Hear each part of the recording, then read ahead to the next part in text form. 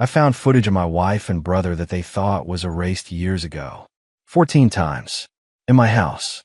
In my bed. They even opened an offshore account with money stolen from me. I didn't confront them. I waited. I planned. And when Sunday brunch came, I made sure everyone who mattered saw exactly who they really were. My name is Connor Bradley. I'm 44 years old. And until 3 weeks ago, I thought I had it all figured out.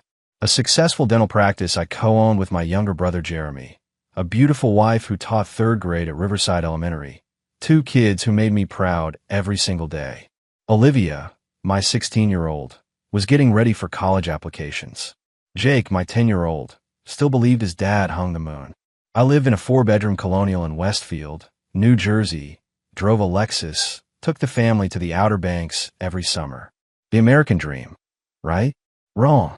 It started on a Saturday morning in late September. I was cleaning out the garage, something Jennifer had been nagging me about for months. Between old tax files and boxes of Christmas decorations, I found our old security system's hard drive from 2019. We'd upgraded to a cloud-based system 2 years back, and this thing had been collecting dust ever since. I was about to toss it in the garbage pile when something made me hesitate. Maybe it was the investigator in me, the part that used to watch detective shows and wonder if I'd miss my calling. Maybe it was just curiosity. I carried it inside, plugged it into my laptop in the study, and waited for the files to load. The first few folders were exactly what I expected. Backyard footage of Jake on his swing set, the front porch, our driveway. Then I clicked on one labeled Living Room, August 2019, and saw the thumbnail preview. Jennifer, on our couch, but not alone. I clicked play. The footage was clear. Too clear. Jennifer walked in a frame, wearing one of my old button-down shirts, the blue one I'd been looking for last year. She was laughing, turned to someone behind the camera.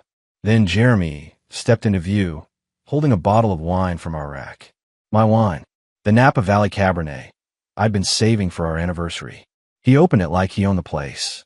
Like it was his house, his couch, his wife. I watched them sit down together, watched the way she leaned into him, the way his hand found her knee. There was a familiarity there, a comfort that takes time to build. This wasn't their first time. Not even close. I should have felt rage. Should have felt my blood boiling, my fists clenching. But I didn't. Instead, something cold settled in my chest.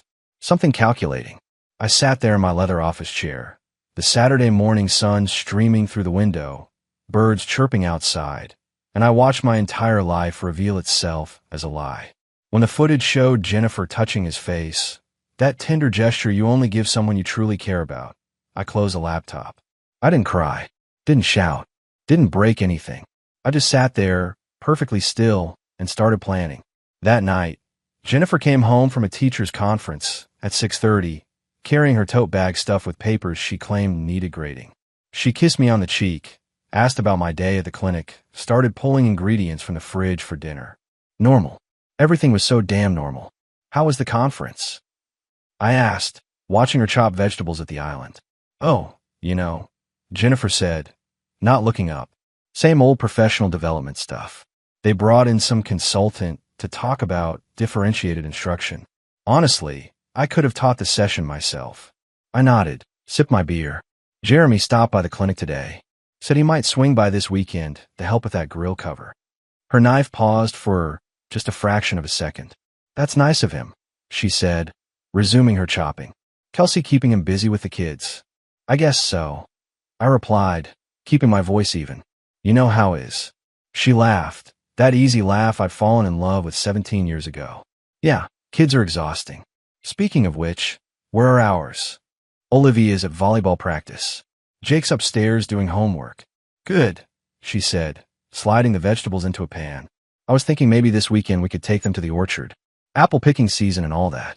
I watched her move around the kitchen, comfortable in her deception. How long had she been doing this?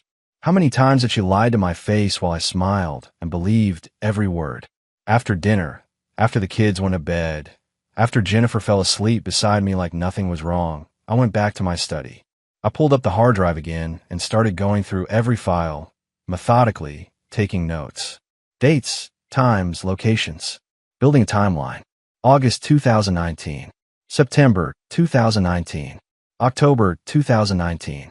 November 2019. The files kept coming, each one a knife to the gut. Our couch. Our bedroom when I was at a dental conference. Our kitchen island where we ate breakfast as a family every morning.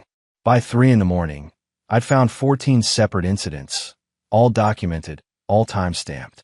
The camera had been positioned in the living room entertainment center, something I'd set up years ago when we had issues with a housekeeper we suspected was stealing. I'd forgotten all about it after we let her go, but apparently it kept recording to the hard drive until the memory filled up in late 2019. I copied everything to 3 separate flash drives. One I keep with me. One would go in a safety deposit box. One would go to someone I trusted, though I hadn't figured out who yet. Then I started researching. Divorce lawyers. Asset protection. Custody laws in New Jersey. I read until my eyes burned, until the sun started coming up, until I heard Jennifer stirring in the bedroom. The dental practice was the complicated part. Jeremy and I were 50-50 partners.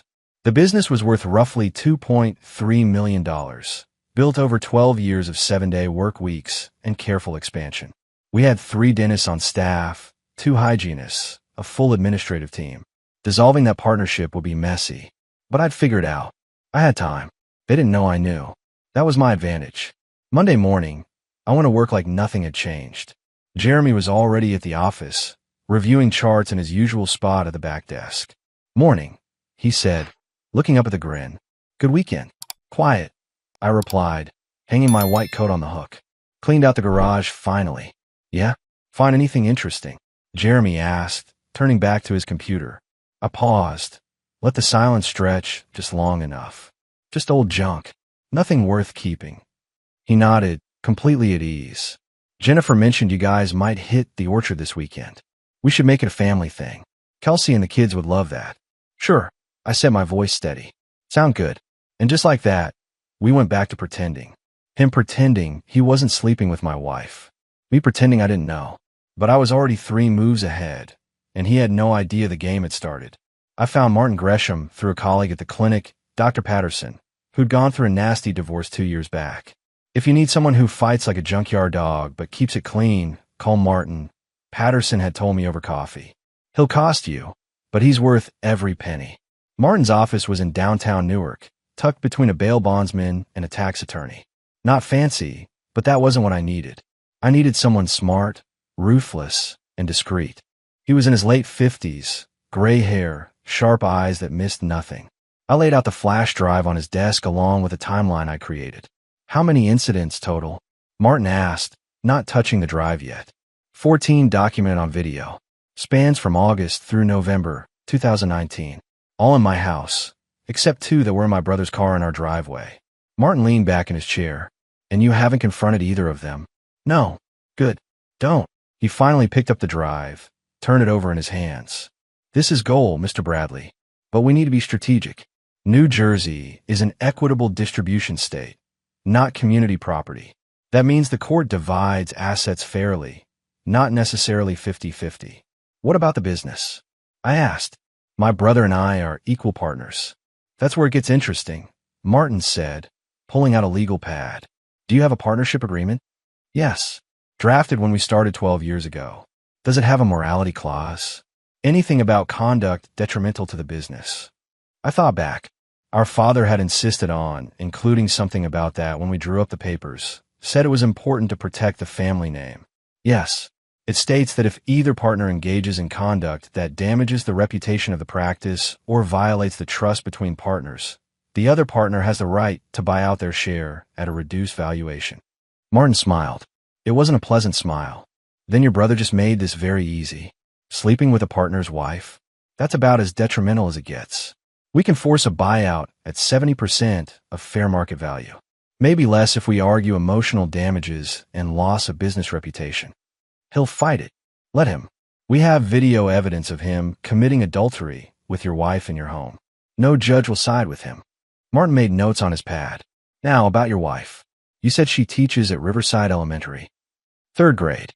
Been there 11 years. Any tenure? Yes. That complicates things, but not fatally. Here's what we do. We file for divorce on grounds of adultery, which New Jersey still recognizes. We push for full custody of both children based on our infidelity and poor judgment. We freeze joint accounts immediately upon filing. And we make sure the school board knows exactly why one of their teachers is getting divorced. I hesitated. Is that necessary? Going after a job. Martin looked at me over his reading glasses. Mr. Bradley, she destroyed your marriage, your family, and your ability to trust your own brother. She did this in your home, on your furniture, probably while your children were upstairs sleeping. Do you think she deserves protection? He was right. The old Connor might have tried to be noble, to take the high road. But the old Connor was dead. He died the moment I clicked play on that video. No, I said. She doesn't. Good. Now, I need you to do something difficult. You need to act completely normal for the next 2 weeks. Don't let her suspect anything. Don't change your routine. Can you do that? I thought about sitting across from Jennifer at dinner, watching her lie with a smile. Thought about shaking Jeremy's hand at the office, pretending we were brothers. Yes, I can do that. Excellent. In the meantime, I'll draft the papers, line up a forensic accountant to value the practice, and prepare our custody argument. When we move fast. They won't know what hit them. I left Martin's office feeling something I hadn't felt since finding that footage. Control. Purpose. I wasn't a victim anymore. I was a man with a plan, and that plan was about to turn their world upside down. The forensic accountant Martin recommended was a woman named Patricia Okonkwo, a former IRS agent who now made her living untangling complicated finances for divorce cases. She came to my house on a Wednesday morning when Jennifer was at school. The kids were in class. Show me everything, Patricia said, setting up her laptop at my kitchen table. Bank statements, business accounts, credit cards, investment portfolios. Everything. I handed her 3 years of financial records. She worked in silence for 2 hours, occasionally making notes or asking me to clarify a transaction. I made coffee, tried to focus on patient charts from the clinic, but mostly just watch her work. Finally, she looked up. You notice anything unusual about your joint savings account around March 2020? No. Should I have? Patricia turned her laptop toward me. Look at this. March 15th, a withdrawal of $15,000. Marked as home improvement. We did replace the deck that spring, I said. And what did that cost? Around $12,000. So where's the other $3,000? Patricia scrolled down. And here, May 2020, another withdrawal. $10,000. Marked as landscaping. I remembered that. Jennifer had wanted new trees planted in the backyard. Said it would add value to the house. That sounds right. Except according to the landscaping company you used, their invoice was $6,500. Patricia looked at me. Someone's been skimming money from your joint account. Small amounts, always disguised as legitimate home expenses. I've found 8 instances so far, totaling about $47,000 over 2 years. My jaw tightened. It wasn't just about the affair. They've been stealing from me too. Can you track where it went? Patricia clicked through several screens.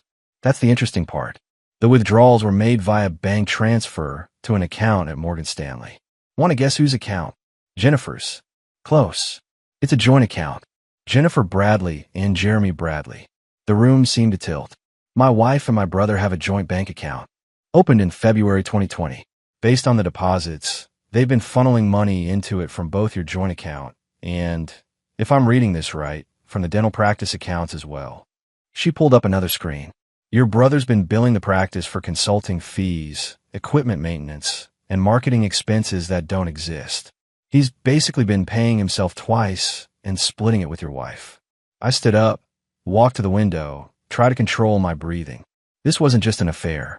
This was calculated, long-term theft. They've been planning something, building a nest egg behind my back. How much total? I asked. In their joint account, right now, it's sitting at $212,000. $212,000. Money that should have been invested in our children's education, in retirement, in our future. Instead, it had been siphoned off to fund my wife's affair with my brother. There's more, Patricia said quietly. The account is registered to an address in the Cayman Islands. It's not technically offshore, but it's structured in a way that suggests they were trying to hide it. If I had to guess, they were building an exit strategy. An exit strategy. They were planning to leave. Together. This money was their escape fund. I sat back down, processing this. Everything clicked into place. The affair wasn't just about desire or attraction. It was a plan. They were going to take the money, take each other, and leave the rest of us behind to pick up the pieces. Can we get back? I asked. Patricia smiled. Once you file for divorce, we can freeze that account. It's marital property, hidden through fraud. Not only can we get it back, but we can use it as evidence of financial misconduct. Your wife will be lucky if she walks away with anything. I looked at the screen, at the account balance mocking me. $212,000. But it wasn't about the money anymore. It was about justice. It was about making sure they paid for every lie, every betrayal, every stolen moment they thought they'd gotten away with. Do it, I said. Document everything. I want them to know exactly how badly they miscalculated. Patricia nodded and went back to her laptop. And I went back to planning the one thing that would hurt them more than losing money. Public humiliation. Complete and total exposure. The kind they'd never recover from. Sunday brunch was 2 weeks away. My mother called on Thursday afternoon while I was at the clinic. I almost didn't answer, busy with a root canal that was taking longer than expected, but something made me step out and take it. Connor, honey, do you have a minute? Her voice sounded strained. Sure, Mom. What's up? There was a long pause. I could hear her breathing, gathering courage for something. I need to talk to you about something. Can you come by the house after work? Is everything okay? Is it Dad? Your father's fine. This is about you. And Jennifer. My stomach tightened. What about Jennifer? Just come by. Please. I don't want to do this over the phone. I finished the root canal on autopilot, rescheduled 2 afternoon appointments, and drove to my parents' house in Cranford. Mom was waiting on the porch, a cup of tea in her hands, even though it was 70 degrees outside. Come inside, she said. Your father's at the hardware store. It's just us. We sat in the living room, where I'd spent countless Sunday dinners, where Jeremy and I had opened Christmas presents as kids. Mom twisted her wedding ring, a nervous habit she'd had for as long as I could remember. I should have said something sooner, she started. Maybe if I had, you could have avoided some of this pain. Mom, what are you talking about? She looked up, her eyes wet. 6 months ago, I saw something. I was dropping off that casserole dish Jennifer borrowed, remember? I had a key, let myself in like I always do. I heard voices upstairs, laughing. I thought maybe you'd come home early, so I went up to say hello. I already knew where this was going. The bedroom door was cracked open. I saw Jennifer and Jeremy, together, on your bed. Mom's voice broke. I stood there frozen, couldn't believe what I was seeing. Then I just left. Didn't say anything. Didn't confront them. I just left the casserole on the counter and drove home. Why didn't you tell me? My voice came out harder than I intended. Because I wasn't sure what I saw. It was just a glimpse. Maybe they were just talking. Maybe I misread the situation. I didn't want to accuse them of something so horrible without being certain. And then I told myself I was being paranoid, seeing things that weren't there. But the more I thought about it, the more certain I became. I just couldn't bring myself to destroy your family over something I might have imagined. I sat back, processing this. My mother had known, or at least suspected, for half a year. While I was going through the motions, playing the happy husband and brother, she'd been carrying this weight. You weren't imagining it, I said quietly. I found video evidence. Multiple occasions over several months. It's been going on since at least 2019. Mom covered her mouth with her hand. Oh, Connor, I'm so sorry. I should have told you immediately. I should have been stronger. You were trying to protect me. I get it. And I did. She wasn't trying to hide their betrayal. She was hoping she was wrong, hoping her son wasn't being destroyed by his wife and brother. What are you going to do? She asked. I told her about the lawyers, the forensic accountant, the offshore account. I told her about the plan for Sunday brunch in 2 weeks. She listened without interrupting, her face growing paler with each detail. You're going to expose them in front of everyone. That's the plan. Your father will be devastated. Jeremy's his son, too. Jeremy stopped being anyone's son when he decided to sleep with my wife. I stood up, walked to the window. I need you and Dad there. At the brunch. I need you to see this, to understand why I'm doing what I'm doing. We'll be there, Mom said. Whatever you need, we're on your side. Jeremy made his choices. Now he has to live with the consequences. I hugged her before I left, held on longer than usual. She wasn't perfect. She should have told me 6 months ago. But she was still my mother, and she was still in my corner. That was more than I could say for half my family. The Sunday brunch was set for October 15th at Jennifer's parents' house in Summit.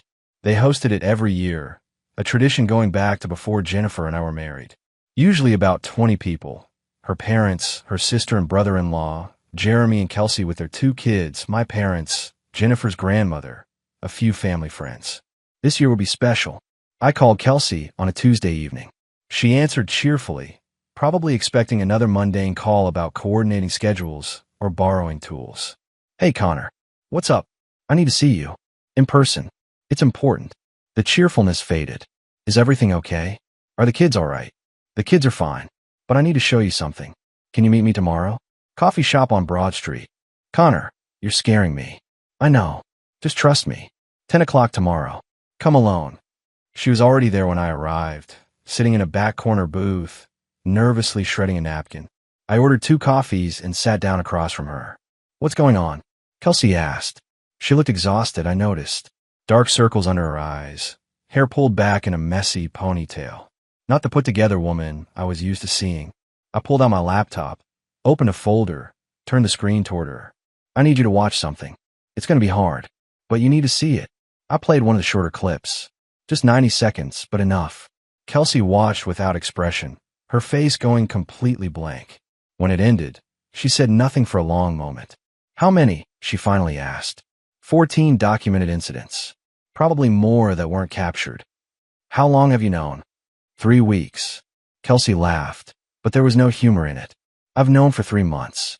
Or suspected. Anyway. Found hotel receipts in his jacket. Charged to his credit card. He said they were for client meetings. I wanted to believe him so badly that I actually convinced myself it was true. I'm sorry, I said. Don't be. I'm the idiot who stayed. She looked at me, her expression hardening. What's your plan? I told her everything.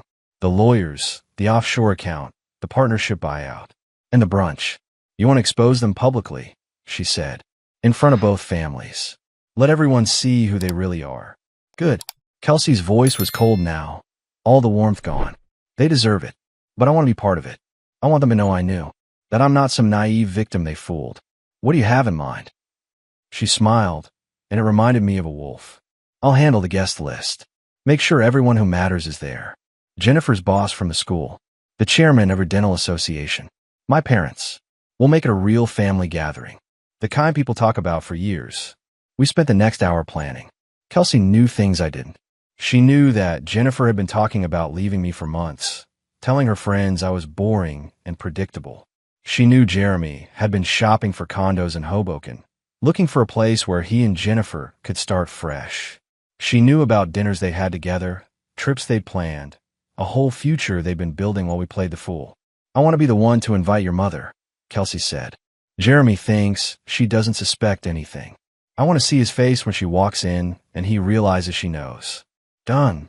And I want to sit next to Jennifer during the reveal. I want to watch her face when the video starts playing. Also done. We divided responsibilities like generals planning a battle. Who would sit where? When a video would start? Who would control the remote? How we'd prevent them from leaving before everyone saw what they'd done. Every detail calculated, measured, precise. When we finished, Kelsey reached across the table and squeezed my hand. Thank you for showing me. For not leaving me in the dark. We're in this together now, I said. Yeah, we are. She stood up, gathered her things. 2 weeks. Let's make it count. I watched her leave, shoulders squared, head high. Jeremy had underestimated his wife. They both had. That was going to be their biggest mistake. The morning of October 15th arrived clear and crisp. One of those perfect autumn days that New Jersey does so well. Jennifer spent an hour getting ready, choosing a cream-colored dress that she said made her look sophisticated. She had no idea she was dressing for her own execution. You seem nervous, Jennifer said in the car, glancing over at me. The kids were in the back, Olivia texting, Jake playing on his tablet. Everything okay? Just thinking about work, I replied, keeping my eyes on the road. Big week coming up. We arrived at her parents' house in Summit at 11. Cars already lined the street. Kelsey had done her job well. I counted at least 25 people, more than usual. Jennifer's parents, her sister Amanda with her husband, my parents, Jeremy and Kelsey with their kids, Jennifer's boss, Principal Hawthorne from Riverside Elementary, Dr. Patterson from the clinic, even Thomas Brennan, the chairman of the New Jersey Dental Association. Wow, big crowd today, Jennifer said, sounding pleased. Mom must have invited half the neighborhood. It's going to be memorable, I said. Inside, the dining room table was loaded with food. Jennifer's mother, Caroline, had outdone herself. Bagels, lox, quiche, fresh fruit, pastries. Everyone mingled, chatting and laughing. Jeremy found me in the kitchen, clapped me on the shoulder. Good turnout, huh? Jeremy said, grinning. Dad's already talking about the Jets game. You want to grab a beer? Sure, I replied evenly. Let's enjoy the day. Kelsey caught my eye from across the room. She gave a small nod. Everything was in place. The laptop was connected to the TV in the living room, hidden behind the couch. The remote was in my jacket pocket. All the pieces were positioned. At noon, Caroline called everyone to sit down. People filled the dining room and spilled into the living room where extra chairs had been set up. I made sure Jennifer sat near the front, close to the TV. Jeremy was next to her. Kelsey sat on Jennifer's other side. My mother sat with my father in the second row, her face composed but her hands clasped tightly together. Caroline stood at the head of the table. Thank you all for coming. It's wonderful to have family and friends together. Before we eat, I wanted to say how grateful we are for. Actually, Caroline, I interrupted, standing up. Before we start, I have something I need to share with everyone. Something important. The room went quiet. Jennifer looked up at me, confused. Connor, what are you doing? Just something everyone should see, I said, pulling the remote from my pocket. Bear with me. I pressed play. The TV screen flickered to life. The thumbnail image appeared. Our living room. Our couch. Then the video started. Jennifer walking in a frame, laughing. Jeremy following her, carrying a wine bottle. Their hands touching. Him leaning in. Her responding. The timestamp glowed in the corner. August 23rd, 2019, 2:47 p.m. The room erupted into chaos, but it was muted, distant. I watched faces instead of the screen. Jennifer turned white, her hand flying to her mouth. Jeremy stood up, so fast his chair fell backward. Caroline gasped. Jennifer's father, Robert, went rigid, his jaw clenched. But the first person to actually move was Robert. He stood slowly, his chair scraping against the hardwood floor. His face had gone the color of ash. He didn't say a word, just stared at the screen for 5 more seconds, then turned and walked toward the patio door. Not to leave, just to breathe. The second person to stand was Kelsey. She didn't look at the screen. She looked directly at Jeremy, her face a mask of cold fury. I'll have your things on the porch by tonight, Kelsey said, her voice cutting through the stunned silence. Don't bother coming inside. Don't call. Don't text. My lawyer will contact you on Monday. Kelsey, wait. Jeremy started. Don't, she said. Just that one word, but it carried the weight of every lie he'd ever told her. Then she walked out, head high, shoulders straight. Jennifer finally found her voice. Turn it off. Connor, turn it off right now. I didn't move, didn't speak, just let the video play. 30 more seconds. A minute. Everyone watching. Principal Hawthorne with her hand over her mouth. Thomas Brennan shaking his head slowly. My mother, tears streaming down her face, my father's arm around her shoulders. When the clip ended, I finally spoke. That's on 14 videos I found. 14 separate occasions. All in my house. Some in my bedroom. All while I was at work, or at conferences, or taking our kids to soccer practice. Jennifer stood up, her hands shaking. You had no right. You had no right to do this here, in front of everyone. I had every right. I cut her off, my voice steady and cold. You destroyed our marriage. You betrayed our family. You had an affair with my brother in my home, in my bed. And you did it with a smile on your face. So yes, I have every right to make sure everyone knows exactly who you are. Jeremy tried to move toward me. My father stepped between us. Don't, Dad said to Jeremy. You've done enough. Principal Hawthorne stood up, gathered her purse. Jennifer, we'll need to meet on Monday. First thing. She didn't wait for a response, just left. Thomas Brennan approached me quietly. Connor, I'm sorry. This is unacceptable behavior for a member of our association. We'll need to discuss Jeremy's membership status. Then he too left. One by one, people filed out. Some stopped to squeeze my shoulder. Others just left silently, unable to process what they'd seen. Jennifer's sister Amanda hugged me on her way out, whispered, I'm so sorry. You deserve better. Within 15 minutes, only a handful remained. My parents. Jennifer's parents. Jennifer, still standing frozen by her chair. Jeremy, backed into a corner. And me. I want a divorce, I said to Jennifer. You'll be served papers on Monday. The house is mine. The accounts are frozen. And you can forget about any claim to the dental practice. Our partnership agreement has a morality clause. Jeremy violated it. He's out. You can't do this, Jeremy said. His voice shook. I already did. Martin Gresham is my attorney. Patricia Okonkwo is my forensic accountant. They've documented everything, including the offshore account you and Jennifer opened with money stolen from our joint accounts and the dental practice. $212,000. That's fraud. That's embezzlement. That's criminal. Jennifer's legs gave out. She sat down hard, her face buried in her hands. Robert finally spoke, his voice rough. Get out of my house. Both of you. Jennifer, Jeremy. Get out. You're not welcome here anymore. And that was it. No screaming match. No physical altercation. Just the cold, final severing of every tie that had bound us together. I'd found hidden camera footage of my wife and my brother. I didn't fight back with fists or rage. I just exposed it during Sunday brunch, in front of everyone who mattered. Her dad rose first. Then my brother's wife did. And the rest fell like dominoes. I left Jennifer's parents' house at 1:30. My parents followed me back to my house in Westfield, Olivia and Jake riding with them. Neither of my kids had spoken since the video played. Olivia's face was streaked with tears. Jake just stared out the window, processing something his 10-year-old brain couldn't quite understand.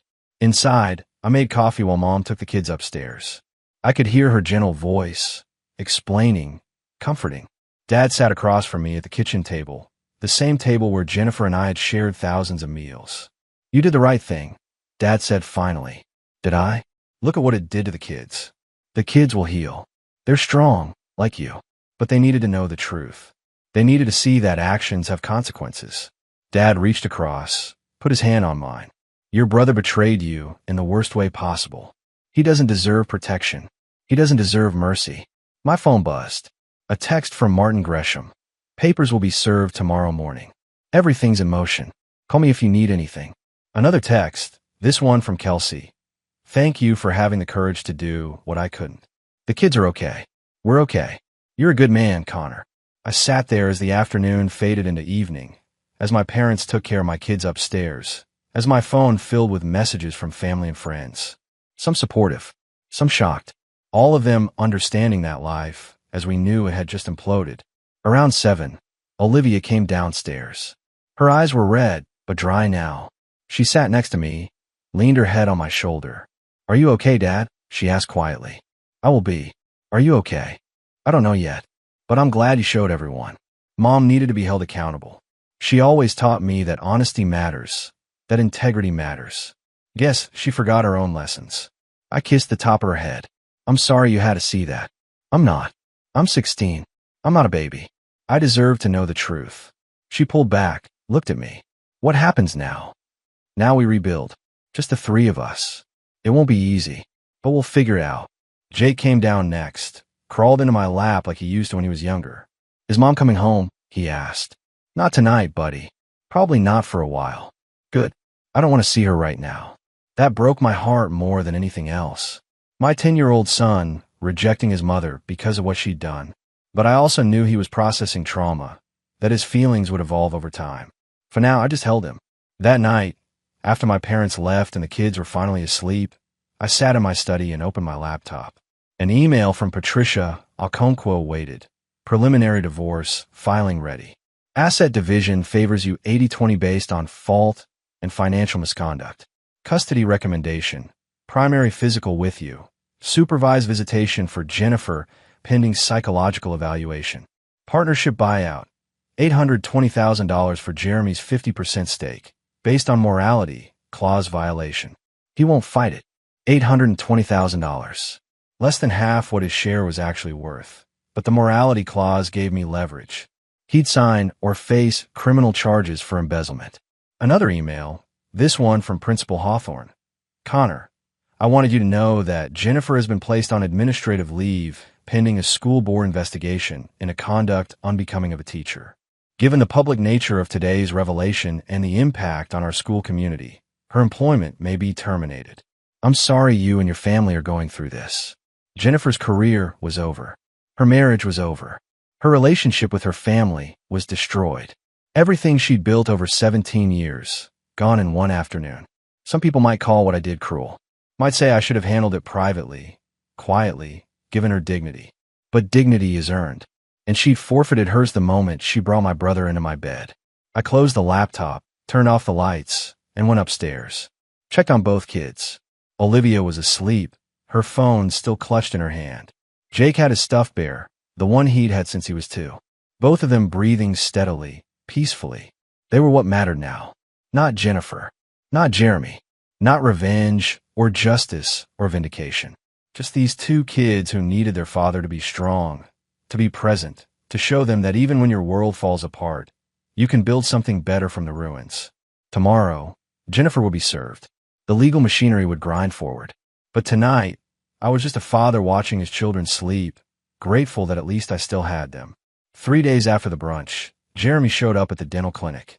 I was with a patient when Sandra buzzed me. Your brother's here. Says he needs to talk to you. Should I call security? No. Tell him I'll be out in 20 minutes. I finished the crown prep, made sure Mrs. Hoffman was comfortable, then went to the waiting room. Jeremy sat in the corner, looking like he hadn't slept in days. Unshaven, wrinkled clothes, hollow eyes. Kelsey had made good on her promise. He was living out of a hotel. We need to talk, Jeremy said, standing up. My office. 5 minutes. That's all you get.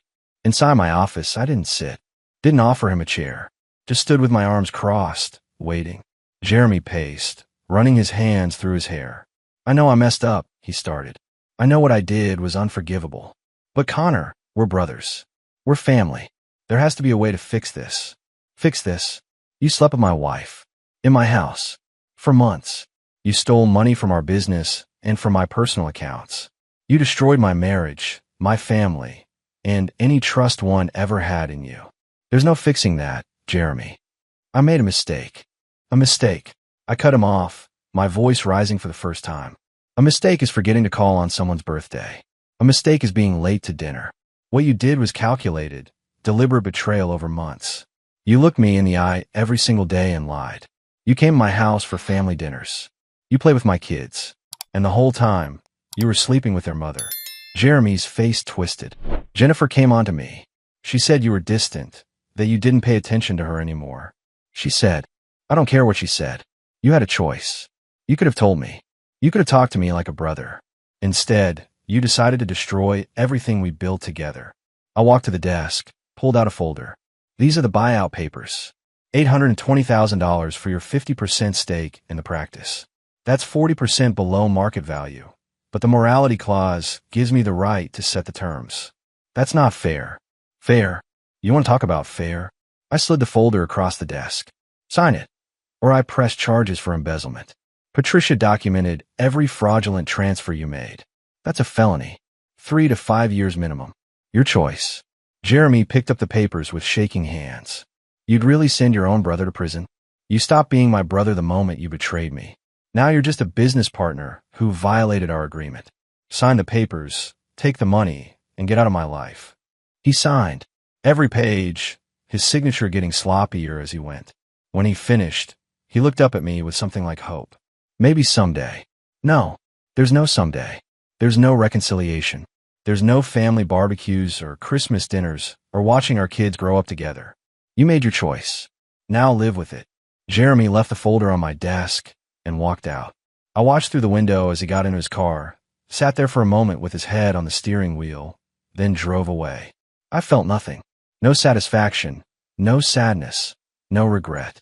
Just the cold finality of a door closing forever. That afternoon, Jennifer called. I let go to voicemail.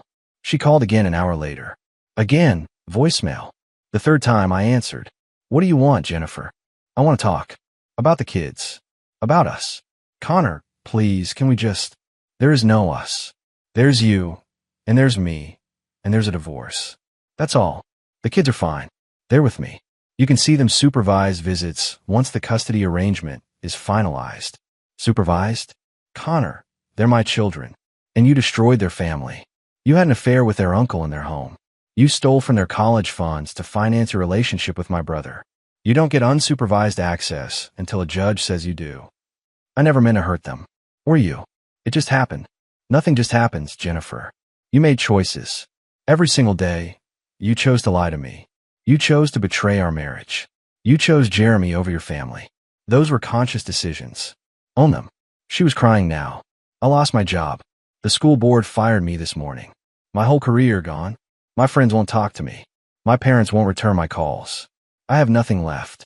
You should have thought about that before you destroyed everything. My voice was flat, emotionless. Martin will be in touch about the settlement terms. Don't contact me directly again. Everything goes through the lawyers. I hung up before she could respond. Blocked her number. She tried to frame this as a mistake, an accident, something that spiraled out of control. But it wasn't. It was a calculated betrayal, executed over months, funded with stolen money, and hidden behind a facade of normalcy. Now she was facing consequences. Real ones. Her career destroyed. Her family estranged. Her children choosing their father. And I felt no pity. Just the satisfaction of knowing that justice, cold and final, had been served. The following spring, the divorce was finalized. I got the house, primary custody of both kids, and 70% of our marital assets. Jennifer got supervised visitation every other weekend and the remnants of her pension. The offshore account was split, but only after I recovered the full amount stolen from our joint accounts. Jeremy's buyout went through. He took his $820,000 and moved to Pennsylvania. Last I heard, he was working at a corporate dental chain, making a third of what he used to. Kelsey got full custody of their kids. Jeremy sees them twice a month when he can afford the drive back to New Jersey. The practice thrived without him. I brought on Dr. Sandra Kwan as a partner, a brilliant dentist who'd been looking to buy into an established practice. She brought fresh energy and new clients. Within 6 months, we'd expanded hours and hired a fourth dentist. The business was worth more now than it had been with Jeremy. Olivia graduated high school with honors and got into Boston University. She chose to major in psychology, said she wanted to understand why people make the choices they do. We talked regularly, rebuilt our relationship stronger than before. She'd forgiven me for the public nature of the exposure, understood now why I'd done it that way. Jake adjusted better than I expected. He spent 1 year in therapy, working through his feelings about his mother's betrayal. He still saw Jennifer on scheduled visits, but he was distant with her. Polite but not warm. That hurt her more than anything I could have done. On a Saturday morning in March, I sat on my back deck watching Jake play basketball in the driveway. The same driveway where so much had fallen apart. But now it was just a driveway. The house was just a house. The memories had been replaced with new ones. My mother stopped by with groceries, her weekly ritual since the divorce. "How are you really doing?" she asked, sitting next to me with coffee. "I'm good, Mom. Actually good. Not just saying it. Any regrets?" I thought about that. About the brunch, the public exposure, the scorched earth approach I'd taken. No, they needed to be held accountable. If I'd done it quietly, they would have controlled the narrative. This way, everyone knew the truth. Your father's proud of you. He doesn't say it enough, but he is. Tell him I appreciate that. After she left, I went inside and found a card in the mail. From Kelsey. Inside, a simple note. "Thank you for giving me the courage to leave. The kids and I are doing well. You're a good man, Connor Bradley. Don't forget that."